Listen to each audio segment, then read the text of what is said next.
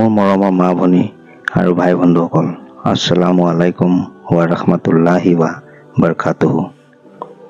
প্ৰিয় বন্ধুসকল, আজি আপোনালোকৰ ওচৰলৈ আৰু এটা নতুন ভিডিঅ' লৈ উপস্থিত হৈছোঁ। আশা কৰিছোঁ ভিডিঅ'টো কোনো ধৰণৰ স্কিপ নকৰাকৈ শেষ পৰ্যন্ত চাব। আজিৰ ভিডিঅ'টোত আমি স্ত্ৰী সহবাসৰ দুটা উদ্দেশ্য আৰু সহবাসৰ স্বাভাৱিক নিয়মৰ বিষয়ে আলোচনা কৰিম।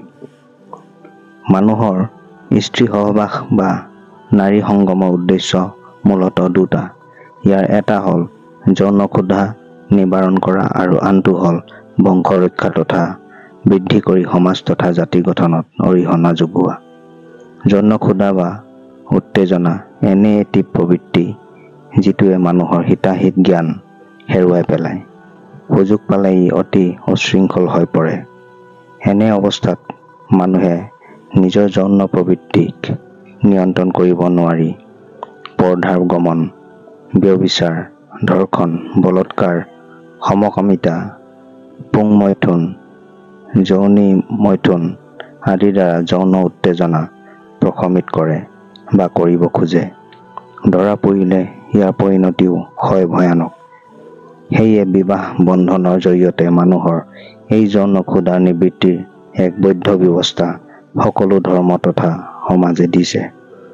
নিয়মিত আৰু নিয়ন্ত্ৰিত স্ত্ৰী সহবাসত মানুহৰ স্বাস্থ্যৰ উন্নতি ঘটে, মন মগজুত সুস্থিৰতা আহে, পাৰিবাৰিক তথা সাংসাৰিক দায়িত্ববোধ জাগ্ৰত হয়। স্ত্ৰী সহবাসৰ স্বাভাৱিক নিয়ম। আল্লাহ তাআলাই স্ত্ৰী সহবাসৰ সাধাৰণ অনুমতি প্ৰদান কৰি পবিত্ৰ কোৰানত কৈছে, তোমালোকৰ স্ত্ৰীসকল তোমালোকৰ কৃষি ক্ষেত্ৰৰ দৰে। তোমালোকক অনুমতি দিয়া হৈছে যে তোমালোকে ইচ্ছানুযায়ী তোমালোকৰ নিজৰ বংশক ৰক্ষাৰ বাবে এই কৃষি ক্ষেত্ৰলৈ গমন কৰি উত্তম পদ্ধতিৰ কাৰ্য সম্পাদন কৰা। আল্লাহক ভয় কৰা আৰু মনত ৰাখিবা, তোমালোকে এদিন তেওঁৰ লগত সাক্ষাৎ কৰিবই লাগিব। উক্ত আয়াতৰ জৰিয়তে খোলা অনুমতি দান কৰিছে সহবাসৰ আৰু লগতে ভাবি চিন্তি সহবাসৰ উত্তম পদ্ধতি অৱলম্বনৰ নিৰ্দেশো দিছে, যাতে তাৰ পৰা কোনো উত্তম ফচল বংশ বহিৰ্গত হয়।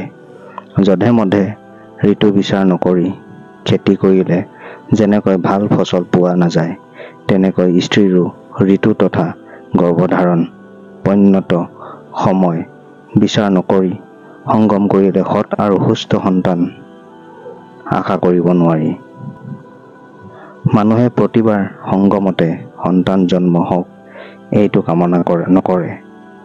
তথাপি প্ৰায়ে অনিচ্ছা সত্ত্বেও স্ত্ৰীৰ গৰ্ভত সন্তানে স্থিতি লয়।